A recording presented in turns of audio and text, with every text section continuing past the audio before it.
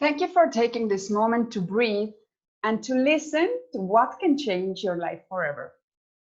My name is Ragnar Sinikas, and I'm the founder of Starpreneur TV, How to Dominate the Decade talk show, World Women Conference and Awards, the creator of Coral Desk, the coach of the Changemakers, and the co-author of that Dominate the Decade book. My mission is to empower through education. So thank you for joining us. Today, I have the honor to talk with Korey Riggs. Who is Korey? He is the executive director of the El Dorado and Chileno Bay Foundations. The foundations were founded by the high-end golf course developments in Los Cabos, Mexico, with a goal to connect their members to the local community. The foundations help develop and fund community projects along with providing grants to local organizations. So, ladies and gentlemen, please help me to welcome Korey. Korey, tell us more about you, who you are, why are you doing what you're doing, what are you doing in Los Cabos, and what is your passion? Well, first of all, Ragni, thank you very much for having me today. It's wonderful. I've been in a few of your talks, and it's just great what you're doing for the community, and it's been great to listen to all the other people. And it's just an honor to be here. So thanks for having me. How did I end up in Los Cabos? First of all, I grew up in Arizona, and so it was always my dream to speak a second language. And obviously Spanish was that language because I lived right next to Mexico. And I actually didn't start taking Spanish till I was 27 years old. So I took it when I was, that's why I still have an accent. But I took it, I have a master's degree from a school called Thunderbird. And I got down to Mexico City. I was working in Mexico City. I was actually working for another nonprofit there called Viva la Gente. It's Up with People in English. So I don't know, maybe some of the people know that, but it was a very famous organization back in the 80s and 90s. And I was running that organization for Latin America, and it's an educational program. You take kids from all over the world and you travel around the world. You do a 2-hour show, and the message is peace through understanding. And it was a wonderful organization. I got to travel a lot around the world.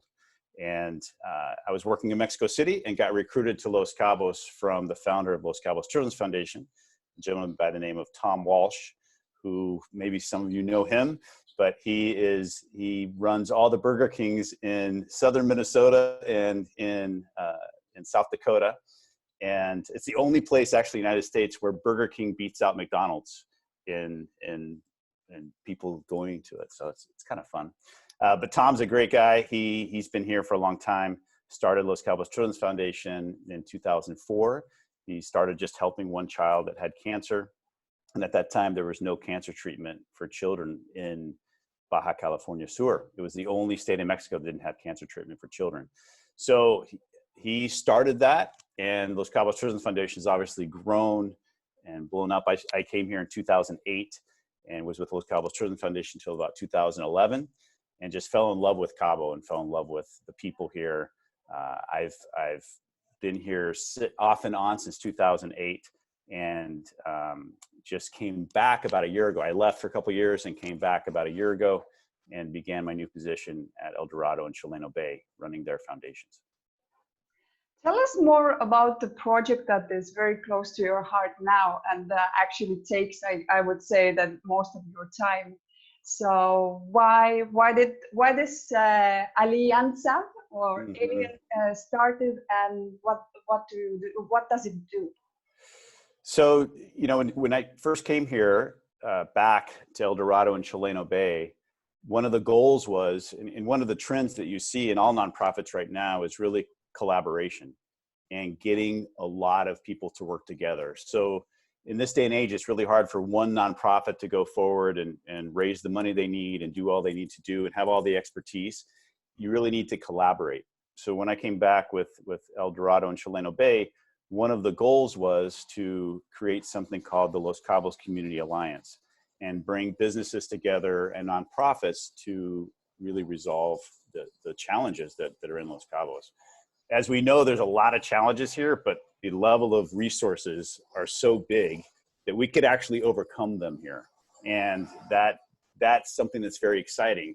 And working at El Dorado and Chileno Bay, obviously there's a lot of very wealthy people there that if we could get them involved in the community, there could really be a lot of good work done. So when I'm actually going to move because I've got something going on here, noise.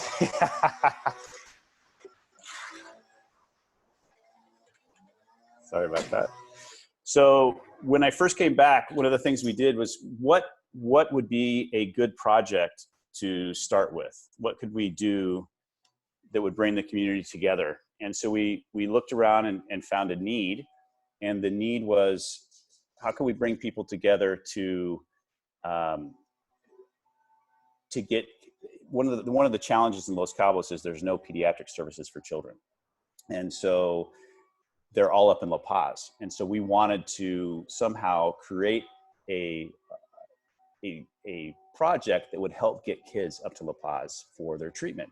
There's a CREAT up there, so many of you know Teleton, which is incredible rehabilitation center for kids, physical rehabilitation.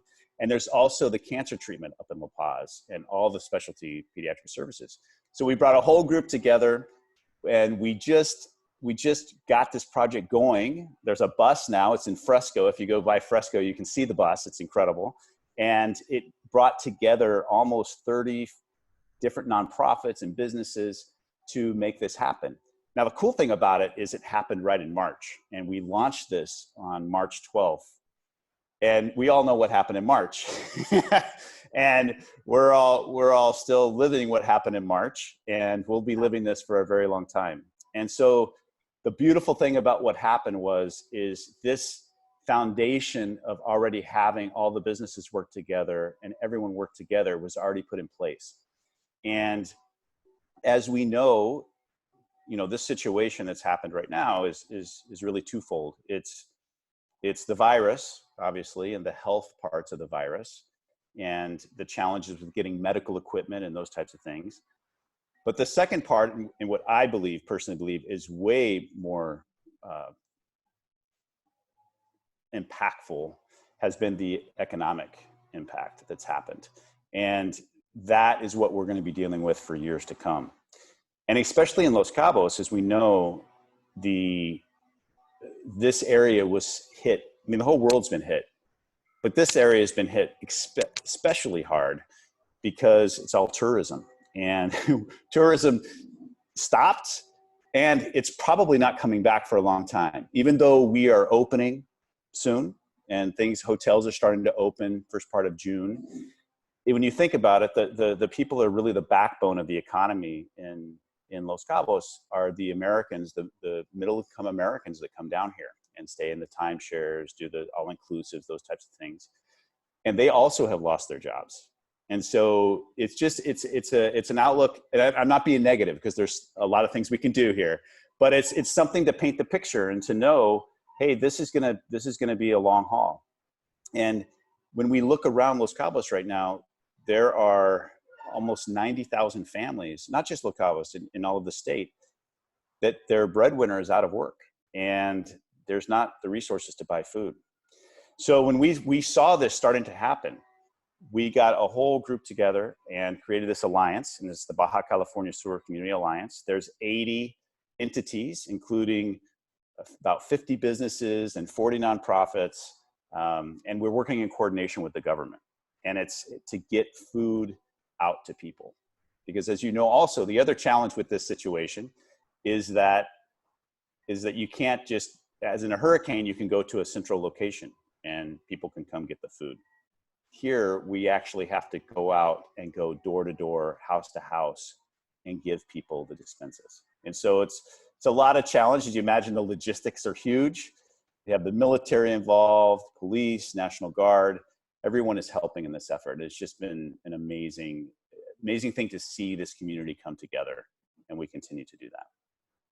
How many, I think what people also need to understand who do not know where Los Cabos is located. So Los Cabos is basically the tip of the peninsula. So we are not connected with the mainland.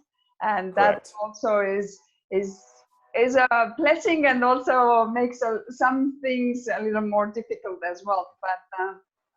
but just that people understand that point a little more. And talking about now, you just mentioned the army and everybody being involved. Tell us how many volunteers, what is the magnitude and the size of this project by today? Because we talked with Selene a few weeks ago, and she's the head of the San Lucas movement. But how much, for example, since that, it was maybe 2-3 weeks ago that we spoke with her, how much is it grown? And yes, what are the numbers today? So probably at that time, a couple of weeks ago, because we were ramping up, we were probably doing about, I don't know, 700 dispenses a day. And at that time, we had just started probably a week and a half before that. So right now, I can tell you where we are now. We in terms of three things. First of all, we have a fundraising goal of $7.5 million. And that will feed 40,000 families for 3 months. And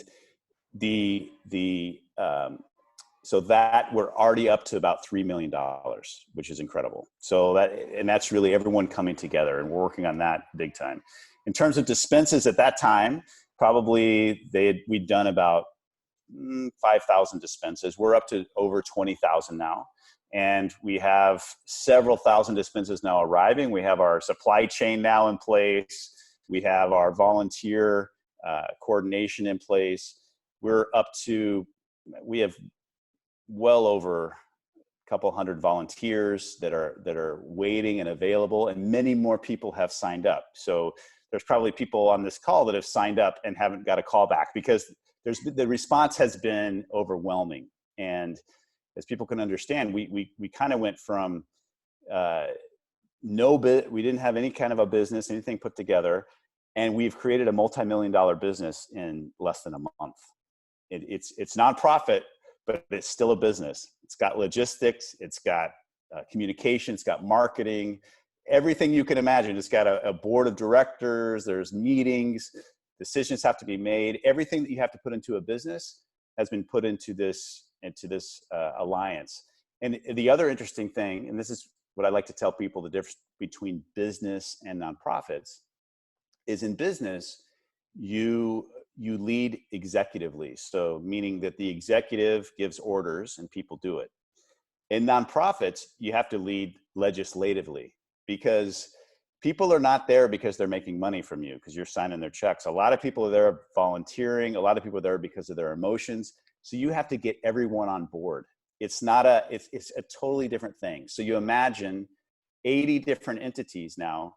Everybody has their own executive and getting everyone to work together. And I think it's been an outstanding effort, and just kudos to everyone involved.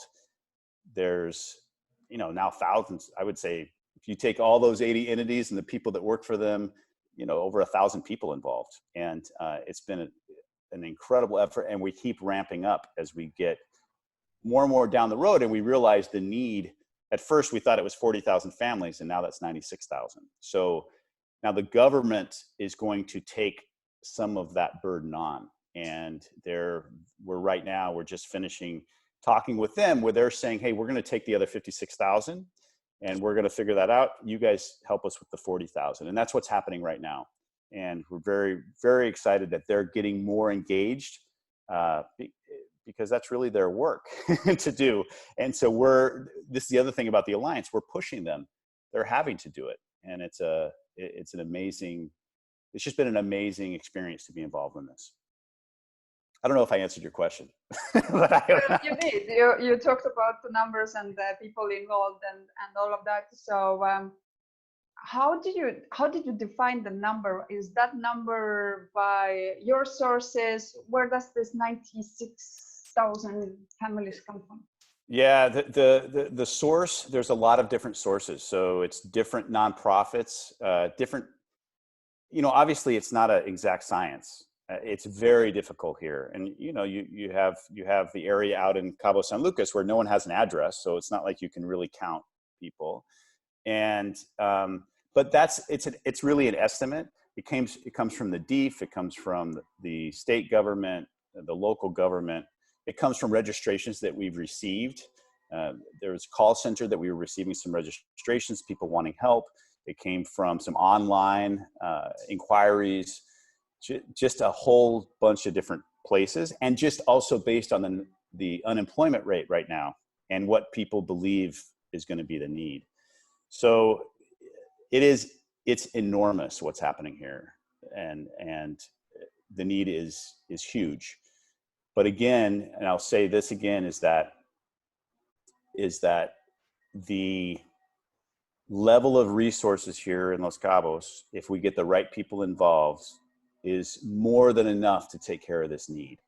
And so the work right now is to get some of the folks that, you know, own the huge homes right on the corridor to understand this affects them in a way that, you know, a lot of people, they go into the gates and they stay behind their gates and they don't see it, but this really affects them if people are not able to take care of themselves outside of those gates. And in Cabo, we could actually do something about it. And there's been a lot of, and I want to say there's a lot of people that have gotten involved. And obviously with the amount of money we've raised so far, and it's just great to see, you know, Americans and Canadians and Mexicans all working together without boundaries, without any, it's just an incredible thing to see, and really just proud of this effort. What has been accomplished, and what are the goals for, let's say, it's really hard, and as you said, most probably this is going to take years to sort of solve, no? And especially having this in mind, that if you have 96,000 families, the family is average, what, 5 people, 4 people? Yeah. Yeah. So this is, and the community itself is very small. So we're talking about huge percentage of the community that is affected, because 96,000 people, for someone who is listening from, let's say, from New York, is like, huh, it's nothing. Yeah, it's nothing. Exactly. But if we put that in perspective of the percentage from the whole community, then it does make sense. Mm-hmm. So what would you say, like, how do you really see the future? How do you do your predictions or goals, or like, it's not easy to run something like that, like what you're doing today? Is it your intuition? Most probably it's a mix of, obviously, like intuition, Yep. experience, and all of that, but how do you align yourself, and what are the goals that you have set for Yeah. let's say, for the 2020 or 2021? Yeah, are you talking about the Alliance? Yeah. For the Alliance, like so I would say that first is to get through this first contingency to get us out of where the virus is the issue, right? So that's happening. Hopefully June 1st, things are going to start opening up, and to really just see what comes. Now, my intuition tells me that, you know, unfortunately, we're going to open up right when low season hits here. and then, you know, hurricane season's coming. And then, you know, people don't really like to be here in August and September, and for tourism, which would actually bring back a lot of, you know, the economic resources. So my intuition tells me this is at least until November that we're going to be having to supply food support and food aid to a lot of people. Now that will, as time goes by, as construction comes back online, which that will allow people to work, and that takes care of a large, you know, a good percentage of people. Then there will obviously be people that are able to buy food and those types of things. But there's still going to be really a lot of people that are going to be out of work, and they're not going to have a way to buy food, to get these resources. And the community, we're going to have to supply it. And this alliance is going to keep getting bigger as more people see what the need is. And we're saying 3 months, it could be 6 months that we need to provide these dispenses, and we need to provide this support. And obviously when you see that, then the numbers are much bigger. They're twice as much, $15 million. And, but if you would have asked me a month ago, would we have $3 million in 4 weeks? I would have been like, oh, wow. I don't think so. I mean, that's crazy. And we have another gift that is, I'll say it here now. There's another gift that's coming, probably 750,000. So we're close to $4 million actually. And that's not official yet. So, but it's so everything's possible. And the level of resources that are here, it's getting the right people engaged. And I believe we have the team that is doing that. I think that really Cabo is going to be back the first quarter of 2021 is really when things will be up and running again. And obviously that it depends on what happens in the world, what happens with the virus, what happens with now the United States is opening up. I happened to be in Arizona last week, which was incredible to travel during this time. There were 6 people on the plane going out and 6 people coming back. But Arizona is opening up, and the restaurants were opening, people were going around and hiking, and it was almost normal. And so that was very encouraging to me. And I hope that starts to happen here. I believe it will. But the challenge here is how fast is tourism going to come back, the timing of that, and then how much aid we're going to have to be able to give. Now, the other challenge is when the United States opens up and people starting to feel normal again, but there's still a big issue here. Are we going to be able to get those donations? And that's going to be another marketing challenge, another conversation challenge that we need to have with a lot of people. But that's what I think November to first quarter of 2021 is really when we're going to be back. I have talked with a lot of people from Estonia, and the state now is like, you know what? People are getting so desperate that they don't care if they die from the virus or they die from the hunger. Like it's yeah. Where is the fine line where we need to take care of the health, but in the other way is like, as well, how long can we really go? And again, I'm very grateful that Los Cabos really is a place that there's people that always have been involved, people that are not even Mexicans and always taking care of the destination. Yeah. And the unity that we see here, I haven't seen anywhere in the world, really. What do you think? What will bring the future for you and for let's say all the other projects that you are involved? How do you make your own plans, for example? Are you taking them one day at a time? Do you how do you think?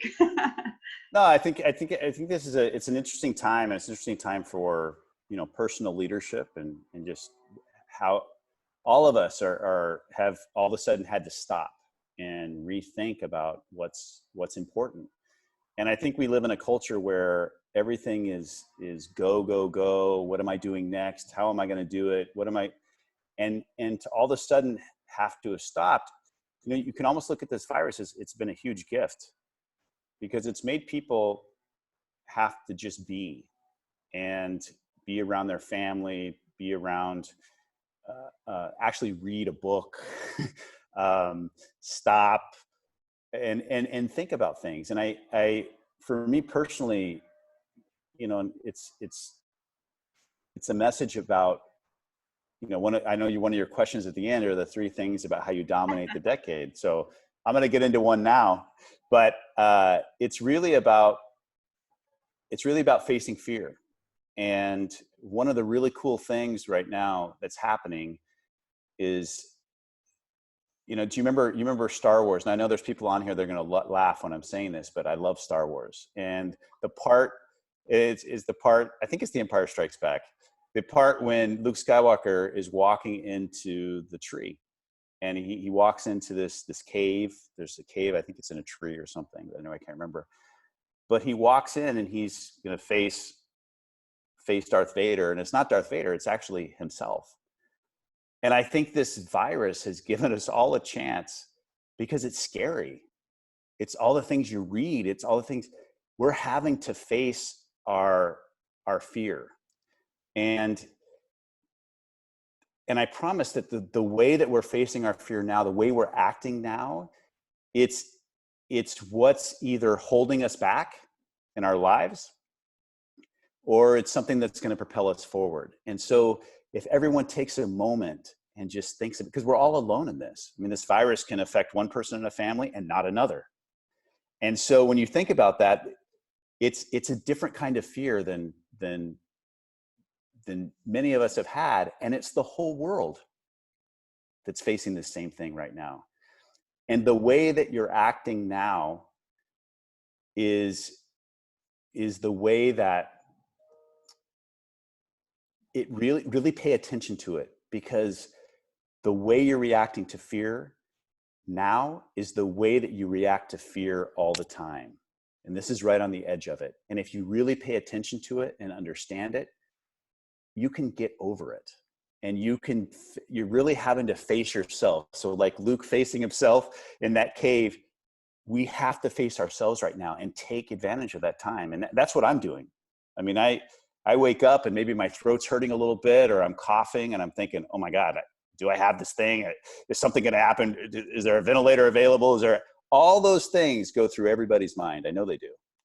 And it's really being able to face that, and then having compassion for yourself when that happens, and having compassion for the billions of other people right now that are feeling the same way. And I think cultivating that is what I've been working on.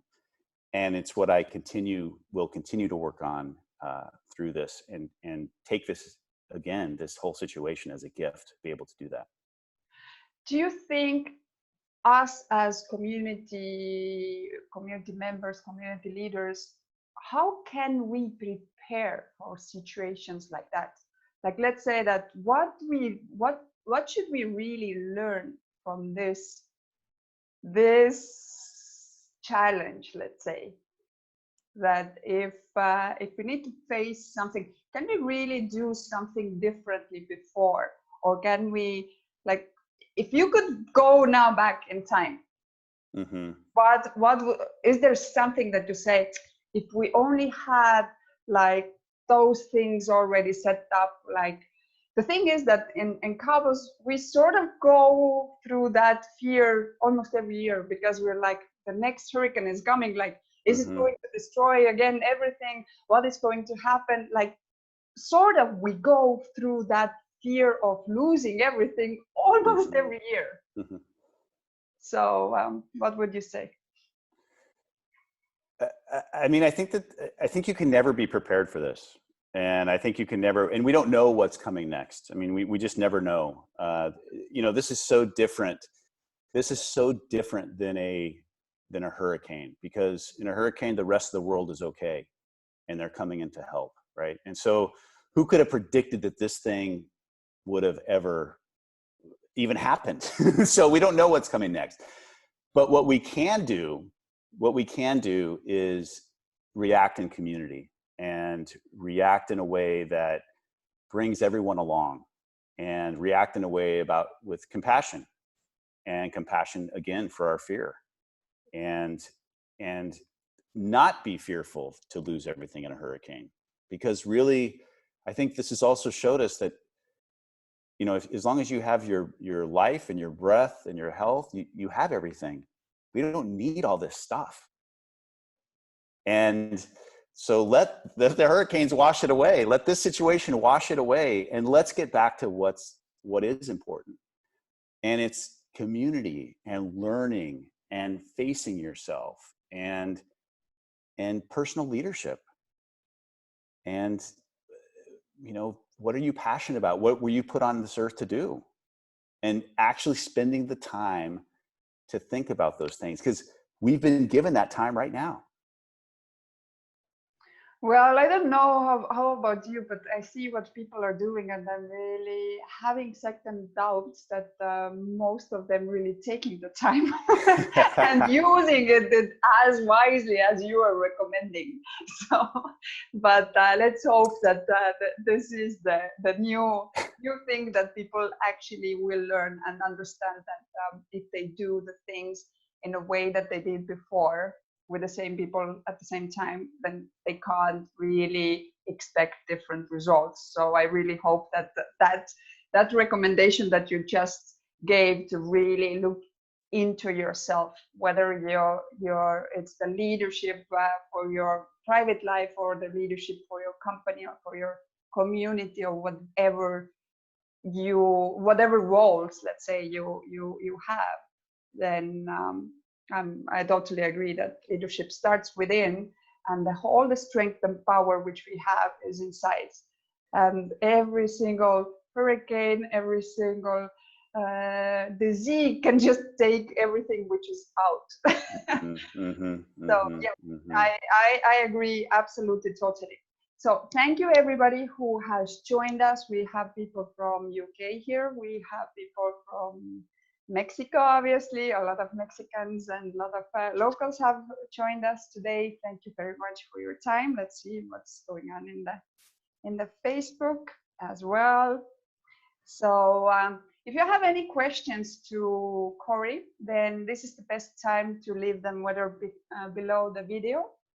If you happen to be watching the live in Coral Desk, I'm not going to see them now, but we are going to answer those questions afterwards. So Korey will check those questions as well. And if not, I'm going to tag you so you will see them. I do see those questions which are below my profile. And everybody who are here at the Zoom call, you can use the area of chat to leave your comments, leave your questions, all of that. Until they write, I will ask you my traditional question. Yes. Korey,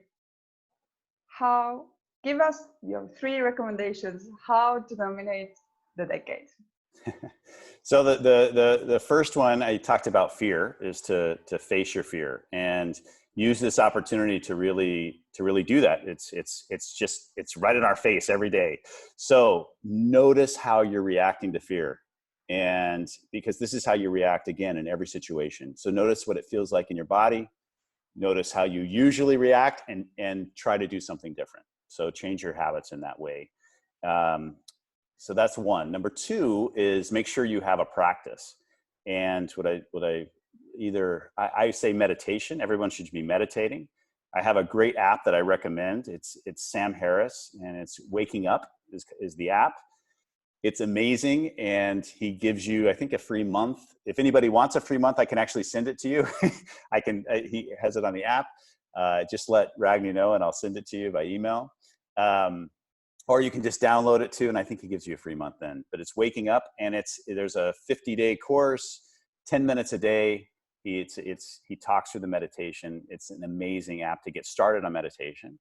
I think everyone should meditate, and again, it's that time to be with yourself, and so yes, have a practice. You could also do yoga, those types of things. Make sure you're eating healthy, and all those things to keep your immune system up as well. And my third one is, I would say, always, if you read a book, pick something that you wouldn't normally pick. So if I go to a bookstore, I'm always attracted to certain types of books. But I make myself, at least once every 3 times I go to the bookstore, just pick something up that I would never pick up in my life, and I'll read it. And it's really amazing. And I do that actually now it's more Audible now. So we're not really going to bookstores these days. But on Audible, I'll pick something that I would never think about listening to. And it just gives you a lot more. You start to see a whole nother side of things. And so those are my recommendations. Beautiful. Thank you. I all hope that you made some notes. You wrote them down. I'm going to ask you tomorrow. Just kidding. So let's see, what do we have here? Brilliant work. Well done. Thank you, Korey. for helping our community. You are a great leader, agree. Someone prefers Lord of the Rings. Yeah, I snooze all the time because of the allergies, and now people don't take it as lightly as it was before. Oh yeah, I can imagine that. If you snooze, I think everybody runs. I even saw one meme.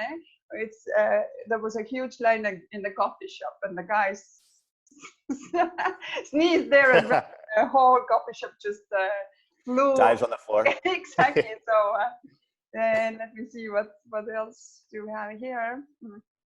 Thanks for getting the community together. I haven't seen this in other parts of Mexico. All the foundations caring for the people is great. Agree as well.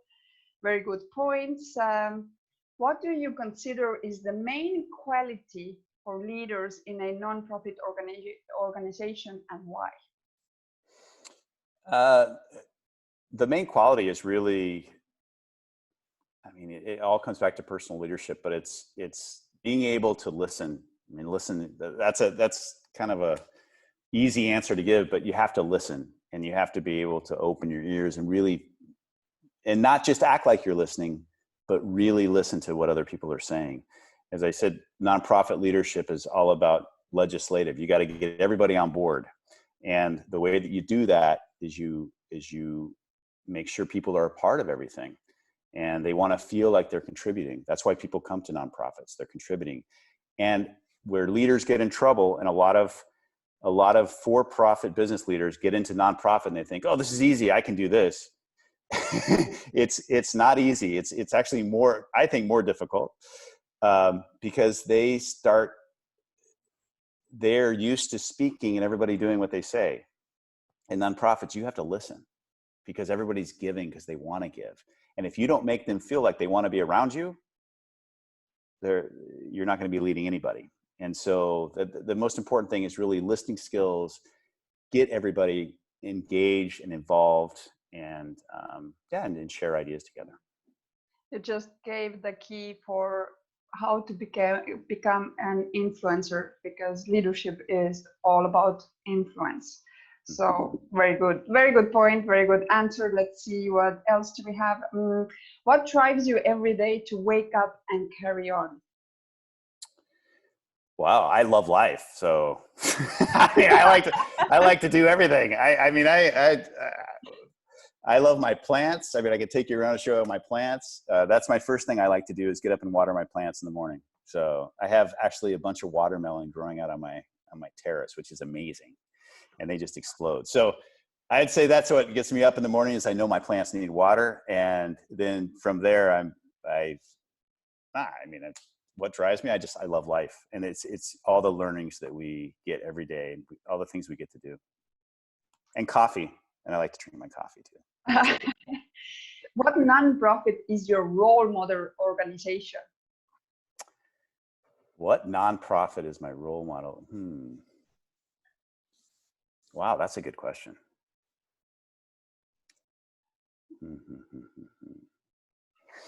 The ego would want to say mine, no? And you're like, but everybody keeps ignoring. So what should I say? No, I would say St. Jude, and here's why. I think St. Jude has been brilliant in the way they get people engaged. And one of the things that nonprofits do is they say, hey, we've helped 50,000 people, and we need this amount of money, and we're going to give families whatever. I mean, you're talking about big numbers. But St. Jude, what they do is they bring it down to one person. And when they show you a video, it's about, little Johnny that has cancer, or Raquel, and it really gives people the chance to see what their impact is on a real human being. And it gets people engaged. And I think that is something we're having to work on here, because we're talking big numbers, right? We're talking 96,000 families and $7.5 million. And when you hear those numbers, you start to think, oh, does my help even help with that? That seems like I'm just throwing stuff into a big ocean of need, and it's not really helping. And so our challenge is, how do we get people engaged here? And so I would use St. Jude's example to say, well, hey, for $20, you can adopt a family and feed a family for 4 for 15 days. And that's what all of us can do right here on the call. Can go to the website, which I put on there, and acbcs.org.mx, and you can hit the adopt a family, and you can adopt a family right there. And so that I would say St. Jude, the way they've done that, they're helping thousands of kids, but they bring it down to one. And so that was a good. So it that was a good becomes question. personal. It's not something. It's something that you can relate with, and it really comes down that whoever have kids will think that, oh my God, that could be my family, you know. Absolutely. What is your nonprofit milestone you are most proud of? Definitely the telethon bus that we just launched. So that I'm so proud of it. Every time I go by Fresco, I actually get a tear in my eye. So it's just amazing to see all the people involved with that project. And what's so cool about it too is actually 2 weeks ago it had its inaugural trip, because kids with cancer cannot stop their treatment because of the coronavirus, and so they still need to go up there. So we actually got the driver took all the safety precautions, and we had the bus cleaned and all these things. And there were kids with cancer that were going up to get their chemo, and the bus took its first trip. And just that probably was my biggest milestone, was that trip happening, and just how happy the kids were. And yeah, it's amazing to see all the people that came together for that project, and that it's actually here. Beautiful, congratulations. And again, it's marvelous to see what type of impact we really can do in a place like we live, no? Because it's so small, and whatever you do, you will see the results. Absolutely. Whether it's a good or a bad. Absolutely. There's totally agree. What is the hardest lesson you have ever learned? The hardest lesson I've ever learned.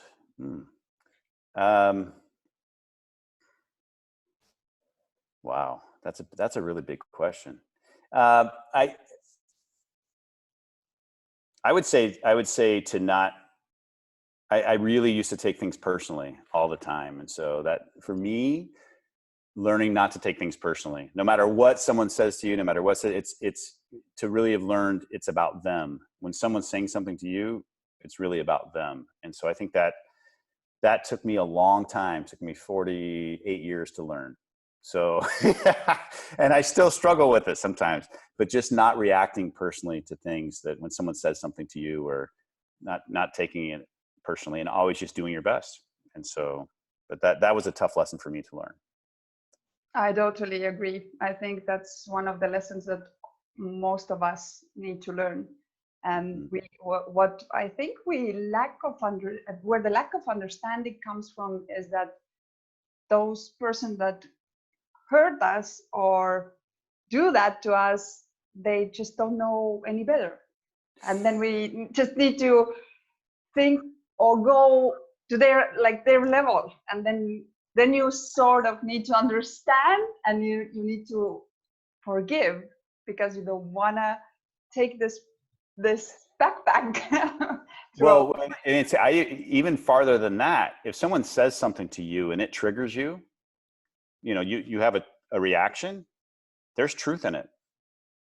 If it doesn't trigger you, then there's no. So it's also a gift to look at, why is my ego still so strong in this situation? Why is so when we do get triggered, it's a gift, because there is something that we still struggle with in ourselves about that situation.